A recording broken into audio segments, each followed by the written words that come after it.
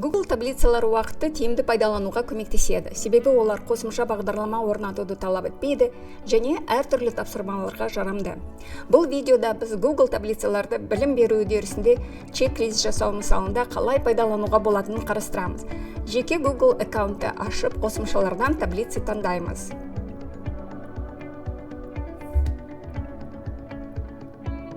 Оң жақ бүйірлік мәзірде Google ұсынған шаблондар көрсетіледі. Бірақ біз чек-лист жасауды бос кестеден бастаймыз. Алдымен құжатқа атау беруіміз керек.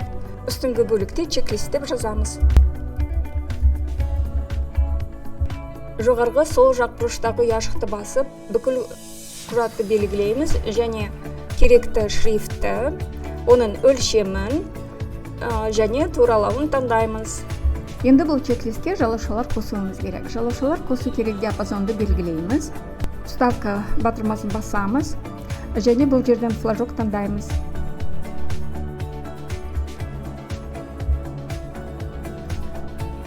Енді жалаушаны бассақ, орындағанын белгілей аламыз.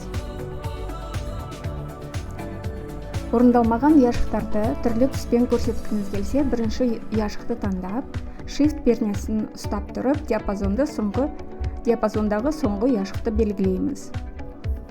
Формат бөліміне кіріп, условное форматирование опциясын таңдаймыз. Енді форматтау ережесін таңдаймыз. Ең төменгі бөлікте ваша формула деген опция бар. Соны басып, формула енгіземіз.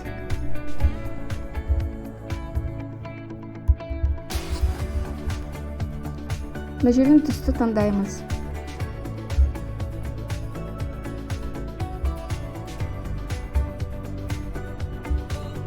Google таблицада белгілі бір жолды бекіте аласыз. Мысалы, бізге екінші жолды бекіту керек. Осы жолды таңдап, жоғарғы мәзірден бит таңдаймыз және бұл жерден закрепить опциясын таңдап до строки 2. Google таблицада бағандарды жасыруға болады. Жасыру керек бағандарды белгілеп, оң жақ батырманы басамыз.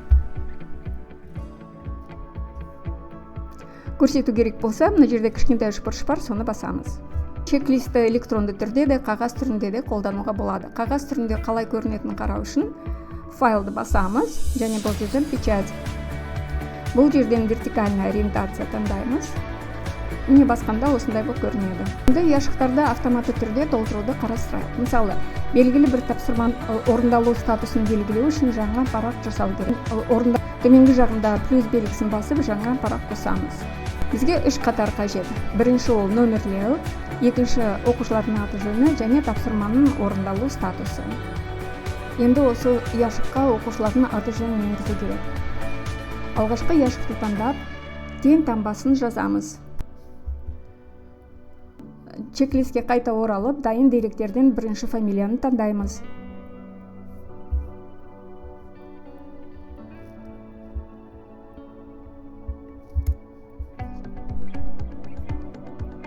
Тапсырманың орындалуын белгілеу үшін ашылатын тізім қосуға болады. Жоғарғы мәзірден вставка бөліміне кіріп, раскрывающийся список таңдаймыз. Оң жақ мәзірде бірінші вариантқа, мысалы, орындалды деп жазамыз.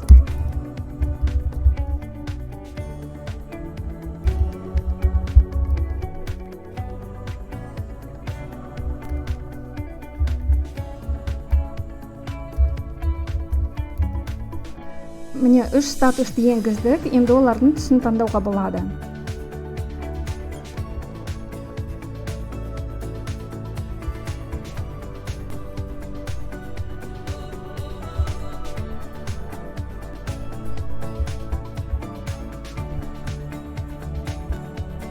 Міне бұл статустарды барлық оқушыларға тараттық. Енді әр студент үшін орындалды немесе орындалмады деген статусты таңдауға болады. Бұл видеода біз Google таблицаларының негізгі функцияларын қарастырдық. Google таблицалар оқу процесін айтарлықтай жақсарта алатын қуатты құрал. Google таблицаларының мүмкіндіктерін көріп, оны өз жұмысыңызда қолдануға шабыттанасыз деп үміттенеміз.